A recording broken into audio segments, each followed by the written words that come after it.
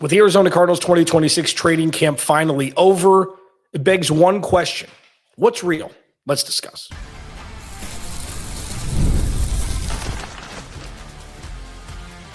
You are Locked On Cardinals, your daily Arizona Cardinals podcast.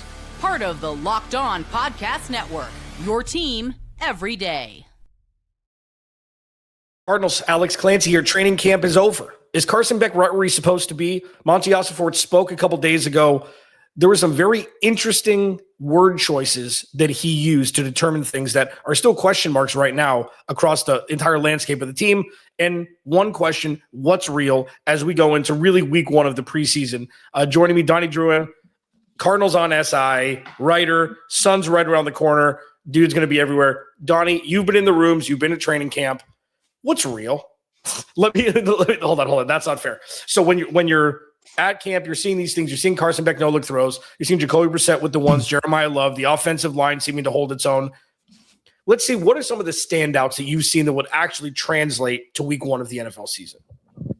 I would just say the rapport between Jacoby Brissett and the rest of his offensive teammates, I think that's beginning to grow a little bit. I think that was part of the allure of why the Cardinals wanted Jacoby Brissett back so bad. And I think once you saw Brissett sign the contract, you saw a lot of the prominent names on the roster, whether it be Budda Baker or Trey McBride, whoever it might be. All of his teammates were pretty supportive of him. And I know there's a lot to be said about Jacoby's ceiling in terms of play, but just in terms of like what he means to the team, both in the locker room and his ability to run Michael LaFleur's offense and kind of being that like epitome of a game manager. Carson Beck, to be honest, he did not have a great start to camp. He rebounded nicely, obviously, in the preseason Hall of Fame game. He's made a series of very nice throws. Gardner Minshew has been kind of like the epitome of a roller coaster. You got exactly what you ordered with Gardner Minshew. I see Gardner as like a plate of like those like scorching atomic like hot wings. Like you sit down, like they're gonna be hot. Like what's gonna happen after you eat those wings, and you still eat the wings anyway. You get exactly what you paid for, right? Gardner has been such an up and down kind of like gunslinger. He's made some great plays. He's thrown some really eye-opening interceptions, and not in a good way. And then you have Jacoby. Jacoby, for the most part, has been on time with his receivers. The connection with him and Trey McBride is so obviously good to be prominent again in 2026. The deep ball has struggled a little bit. I will say Jacoby hasn't had the best ability to find receivers downfield, but I would say that's the biggest takeaway. And honestly, I'm such a big fan of what Michael LaFleur has done offensively. It feels like every practice, Alex, no matter if it's with the ones, the twos, the threes, guys are getting open. Receivers are getting open at a high level. And if it was just one or two guys or one or two groups, I would attribute that mostly to the talent and the ability of the receivers. But the fact that this offense is working from top to bottom, I think it's me really excited for 2026. Yeah, I mean, I talked about after the Hall of Fame game. It's it doesn't matter, as you said, it doesn't matter if it's the ones or twos, the threes. It's the offense. Is the offense working? It doesn't matter who you're playing against. It doesn't matter the level. It doesn't matter if it's the preseason game of the preseason, which is the Hall of Fame game. For me, it's the run game, though, that because all of this stuff with Carson Beck, all of this stuff with Michael LaFleur is on the heels of a travesty that was 2025, and the impetus for all of that was the lack of the run game, which really was the snowball to everything else because everybody got hurt. So when you're looking at the outside zone run scheme, we were on with the Cardinal Squad Show. We talked to Jamil about this. He ran this in multiple locations in the NFL. How is that looking with the block scheme when it comes to the actual run game during practice?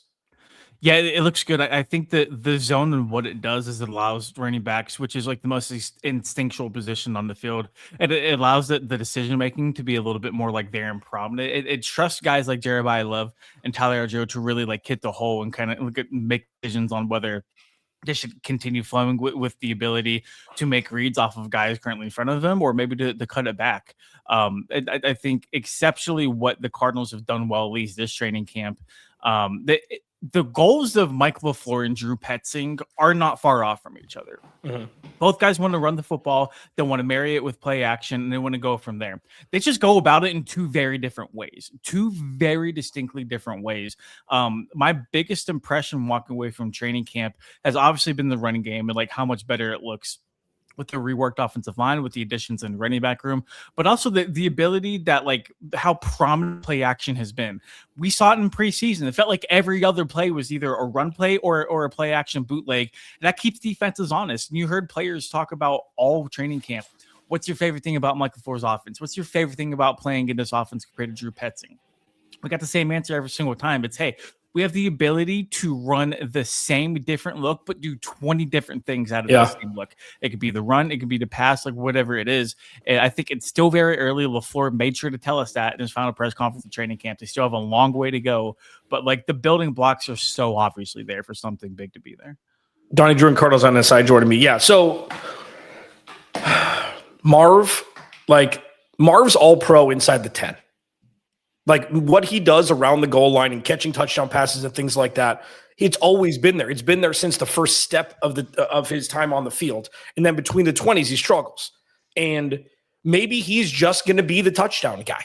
And Michael Wilson will be the workhorse in between the 20s, like what we saw with Devontae Adams and Puka Nacua last year. Definitely not comparing those two with these two. But if you had to guess, Marv, 1,000 yards and 10 touchdowns in 2026, or 700 yards and 10 touchdowns in 2020. Like, how much of an impact do you think he's going to have on this offense from what we've seen if this trajectory continues to move in a positive direction?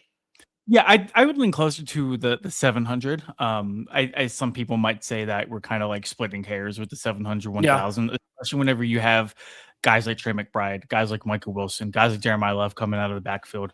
Marv's not going to be the first or the second option whenever it comes to trying to move the football down the field. And like, that's okay. Like, I know he's a 4th overall pick, but just in how Michael LaFleur wants to run his offense, like the reality is they're not going to throw the ball to Marv 20 times a game. If he's open, they're going to throw to him, but like, that's not how LaFleur's offense is going to be predicated. To your point about him dominating inside of 10, like I think he's always been a pretty good red zone target. And it's funny because he's not a contested catch guy. Like he's not Calvin Johnson. He's not going to go up and get it, but he just always finds the ability to either get himself open into red zone or make catches over like quarterbacks in the red zone. I would stretch it even further, Alex. I would say that he is like very solid between the 20s. He's never had a problem getting open. Him being open has never been the problem. It's catching the ball. It's the mental lapses. It's the concentration drops that have really haunted him. You think about those drops. It's been him wide open 30 yards down the field where he's just trying to catch and run and he just takes the eyes off the ball. If he can just stop doing that, like he'll be fine. He'll be completely fine. I'm not worried about him. And I don't really think it would be tough to like project his statistical like relevance just in terms of I don't think people should look at Marv's numbers this year and solely base whether or not he had a successful year off of what he did just because there's so many moving factors. But also, Alex, to your point, the Cardinals have a 5th-year option coming up on Marvin Harrison Jr. That's going to be well north of $20 million. Like that's a big decision, especially when you haven't paid Michael Wilson yet. That's going to give Cardinals Monty Austin for, if he's still in SC, a very tough like dilemma because like I don't think they're going to pay both receivers north of $20 million. I don't think that's something that's going to happen. So it's going to be a massive prover year for Marv because like if Michael LaFleur can't maximize Marvin Harrison Jr., I don't know who can. But like so far so good.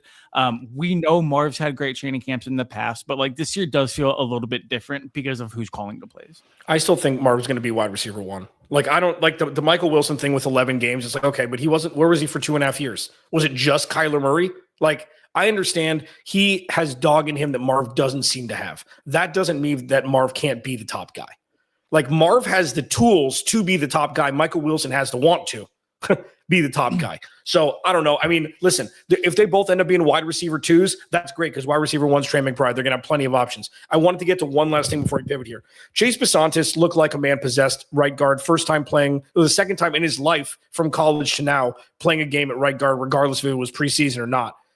Is that going to be it? We don't know what's happening with Isaiah Adams north of the border. Isaac Seumalo seems to be banged up or they're just putting him on the shelf until the regular preseason games. I'm not sure if he's starting. Maybe we can give some insight into that for tomorrow. But does Chase Bisontis have the inside track to start week 1 at right guard, or is it still too murky to tell? That's Isaiah Adams' job to lose. Okay. Like Isaiah Adams would either have to have some like legal stuff pop up for him, or he would really have to play poorly over the next couple of training camp games. Adams has had a stranglehold on that starting right guard position since camp started. It kind of shocked me a little bit because Bisontis was a second round pick. He was a very high second round pick. There's almost that like expectation of him starting right away. And then you looked at Isaiah Adams and kind of what he was over the last 2 years.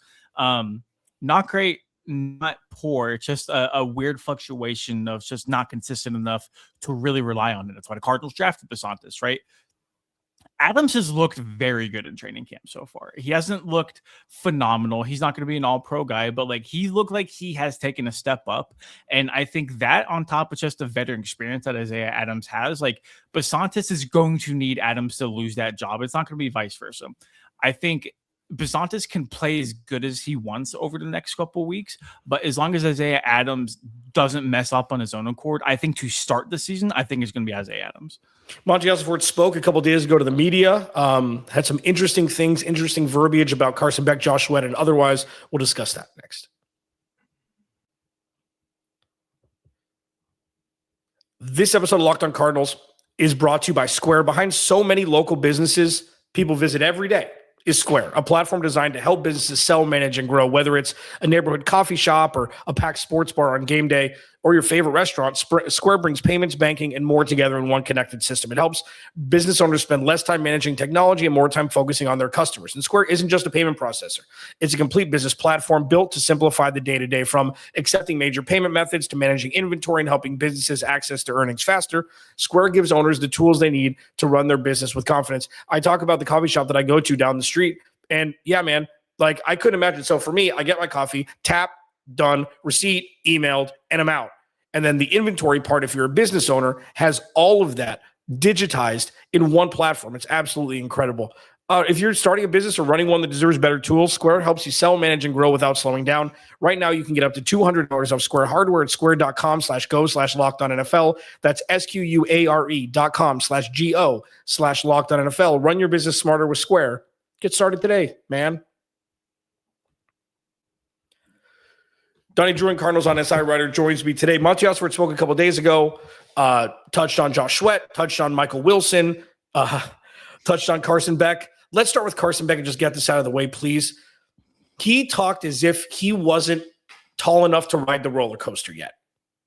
Like, it's like, hey, he's off to a very good start. He's still got a long way to go. And I know that maybe you mask a little bit of it, but this is, to me, a clear indication that he has no concept of even thinking about Carson Beck starting in the first month or 6 weeks of the season, unless something goes, seriously wrong. Yeah, that's exactly it. I think his words on Carson Beck, I didn't perceive as like him talking down on Carson Beck or him downplaying what Carson Beck did. I do think how front office people and coaches look at preseason, evaluate preseason is much different than fans will. And I want to say particularly Cardinals fans, because Cardinals fans have been starved of young, exciting quarterback play for a while now. I think Cardinals fans should be very excited about what Carson Beck can potentially be. I thought, just looking at the one game sample size we had of Carson Beck, I thought he operated so incredibly well. Yeah. That being said, like, context and nuance is required in all of these situations, especially whenever it comes to starting quarterback play. Carson Beck is not going to start week 1 for the Cardinals. He's not going to start week 4 for the Cardinals. I would be shocked, like you said, if week 5, week 6, like, he's starting. I think those conversations will start to happen before then if the Cardinals' gauntlet of a schedule is indeed what it is. But Monty Ossenfort, you have to remember, is just a guy who gave Jacoby Brissett $15 million guaranteed to play quarterback this year. He's going to protect his investment both on the field and in press conferences. Like that is what it is. It makes and does no good for him if he goes in front of the microphone and says, "Oh man, Carson Beck's the greatest guy ever. Like, I can't really wait to see him play." After he just haggled with Jacoby Brissett for months on end, and you ended up paying him $15 million guaranteed. It would have made no sense for Monty Ossenfort to come out and do that. Josh Sweat, this one is such an Arizona Cardinals thing. So for those who don't know, Josh Sweat, Tip Ryman, Garrett Williams, and Paris Johnson Jr. all started on the pup when training camp started. Michael LaFleur came out and said, Paris Johnson, it'll be quick. And it was a couple days. Then he was off. Tip Ryman is obviously still dealing with his compound fracture, and Garrett Williams, his injury late season. Josh Sweat's still on there. So there's one of two things. And you add more to this because you were in the room. Like, are they just keeping him out because he doesn't have to play? Or is this like there's a lingering thing? Because his verbiage, again, was very, very vague and gray as to if he's injured or not. My best guess would be they're just kind of keeping him in bubble wrap until the regular season.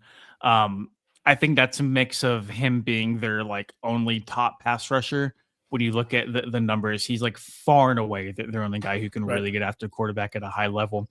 I think it's a mix of that and just wanting to preserve him. And also like he's only 29. He hasn't even hit 30 yet, but like he has played like 6-7 years in the league. Like he's a veteran.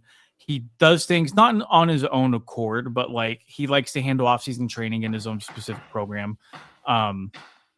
My thing, Alex, is I really think they're keeping him on PUP just to make sure that knee is ready to go for week 1. Like, I don't think there's anything weird or funky going on. I know it really seems like that from the outside, but like just from talking with people, like it really seems like the Cardinals are just trying to preserve Josh Sweat's knee because they know if Josh Sweat is not healthy and ready to go for week 1, that defense is in a world of trouble. Yeah. And it's not a new defense. It's a new offense. So he knows the defense. He knows the scheme. He knows what he has to do. Like this is the DeAndre Hopkins treatment. Just, I don't care if you don't practice, just show up on game day and do what you do. And I'm assuming that's the case now. That's exactly what it is. Yep. It's just, hey, like I've seen you play on a football field. I've seen you play in a Cardinals uniform. I've seen you play under the guy who's returning, calling the defensive plays. Like he knows you know him, you know what to do. Just make sure your knee is good. That's all they ask. Just make sure your knee is good. And I think he will be. Now, the verbiage again around Michael Wilson, the contract negotiation, Monty takes his time with this stuff, obviously, with how long it took with Jacoby Brissett. The Buda Baker thing was weird a couple years ago, but it was obviously a ploy to get him some guaranteed money that year and elevators the year after. Like with Michael Wilson, this is trickier because you see Alec Pierce, you see Zay Flowers, both of whom have produced significantly more than Michael Wilson. Like this recency bias thing is no more when it comes to contract negotiations. They look at the body of work. They look at him wanting to be here for a long term. They look at him as a 3rd-round pick. Maybe he doesn't need as much because he hasn't gotten paid yet. But the verbiage was such where it's like, he's not guaranteeing anything. Monty Ossenfort either. So were you kind of surprised when he worded it the way that he did? I'll be honest. I'm surprised none of the big guys have gotten contract extensions. None of Garrett Williams, who I think is a little bit understandable with him still being injured and he missed 20 games. He's missed 20 games. I perfectly understand the Cardinals being like, hey, like we want you, but like let's see you play first before we really go into those talks. Paris, I'm a little surprised about. Michael, I'm a little bit surprised about too, only because I understand the hesitation with Michael because, like you highlighted a little bit earlier, like only 11 games, he's like really produced. Like, let's see you do it again, maybe before we talk like big receiver money. But Monty's been pretty good about like taking care of guys whenever they've needed it. Buda Baker, you already highlighted. James Conner, Trey McBride, like he's extended some pretty big here in Arizona. And I think Monty's smart enough to try to get ahead of the curve whenever it comes to, you know, this contract that may look really big right now, but in 6 or 12 months, we could be talking about a completely different story. It's just because the market keeps resetting itself. Right. While that's true, the longer Monty waits to make a decision on these guys, the more expensive it's going to cost them. And I think whenever it comes specifically to Michael Wilson, they're gambling. They're very much gambling because if Michael Wilson goes out and produces like he did last year, but during like a 17-game full stretch, like they're going to have to franchise tag him if they want to keep him around and then try to get like a long-term deal done with that. But like the good news is that like the salary cap keeps going up. The Cardinals have ample cap space within the next few years. They're probably going to, if they do get a deal done with Michael Wilson, it's going to be something to where like they like heavily back end it. So they still have ample cap space to spend to try to go get a quarterback or like a piece surrounding a quarterback. If it is indeed Carson Beck, there's a lot of ways they can play this. And like, I know Monty hasn't been like the best at drafting, but like, at least in terms of getting like contracts done, like I feel like he's been pretty good outside of the whole like Jacoby thing, but that's a whole nother story. Yeah, they're gambling for sure. They are hoping that Michael Wilson has another so-so season in 2026, and then he can break out after he signs a long-term deal. Because if he produces, and obviously that's a big if, like Michael Wilson's agent is going to be like, hey, man, like we try to get a deal done with you. You said no. The price has gone up drastically if you want us to be here. Yeah. And I think with Monty, with the 2+1 deals, that it's 3-year deal, 2 years with an option for a third. Like, even if they do give him 3 for 60 and it sputters, it's not like you're giving 5-year contracts. Like, Monty doesn't do that. It's very, very much in the middle for the player and the team. I mean, even Josh Sweat didn't get, Trey McBride got no money compared to what and the next one is going to be I know it reset the market, but for tight end, it still didn't hit the cap that much, comparatively speaking. So it'll be fascinating to see. I mean, the Paris thing, do you think the Laramie Tunsil injury is like, oh God, he's making 30? Like, that's a huge, I mean, obviously it's tangential and has nothing to do with Paris Johnson Jr., but also Laramie Tunsil is significantly better left tackle than we've seen from Paris Johnson so far. So the fact that he wants 40, he's not going to get it. But are we going to get in a world where left tackles just reset the market every single time the next one is up? I just don't see him getting more than 25 a year. I think they're going to have to meet in the middle and give him around like 30. Like I really do think so. But it feels like a couple more guys are going to get paid ahead of him. But you look at who is in his draft class that just got paid. He plays right tackle. He's slipping my mind. He was picked a couple picks after him. He had just gotten paid. But the guy who just gotten paid, he's slipping my mind right now. Like Broderick Jones? No, it wasn't. Let's go. Keep going. The resumes of all the other guys getting paid right now, and this is no slander to Paris because I'm such a big Paris Johnson Jr. fan. The resumes of the other guys are just a bit more like juiced. Like, they have Pro Bowls, they have all pros, like they've stayed healthy at the end of the last 2 years, whereas Paris Johnson Jr. doesn't happen. Like, I'm always of the belief that Paris would have made a Pro Bowl if they stayed healthy in either the last 2 years, probably like as an alternate. But like he still would have gotten in there, especially if like Buda Baker like slid into the Pro Bowl categories. I feel like Paris Johnson Jr. was also deserving of those with this play. Is he going to get top end of the offensive tackle market money? Absolutely not. Like that's just Paris trying to do his part in the negotiations. Obviously, everybody would love $40 million. That doesn't mean he's going to get $40 million, right? I think the Cardinals are going to like meet him probably somewhere between. But also, like we talked about Garrett Williams and the Cardinals kind of being hesitant to work on like a long-term extension with him. Same thing about Paris has ended both seasons in the last 2 years on injured reserve. Yeah. I think the fifth-year option that Paris is already on, I don't think there's like hey, we need to get a contract thing done before the next offseason because he's already under contract through next year. I think the Cardinals can take their time with Paris and like they'll be able to kind of like meet them somewhere in the middle. But like Wilson, Johnson, Williams, like I'm surprised none of those guys got extended. And you can look at other guys too, like Dante Stills, I think needs an extension. Like Yelda Froholt needs an extension. Yeah. Like there's a lot of guys the Cardinals are going to have to make decisions on. It's true. Darnell Wright. I thought that it was I thought Broderick Jones played for the Bears and was drafted in that draft. It was Darnell Wright. Broderick Jones plays for Pittsburgh. Locked on Cardinals, your team every day. Carson Beck, is he right where he's supposed to be? We'll touch on that before getting out of here next.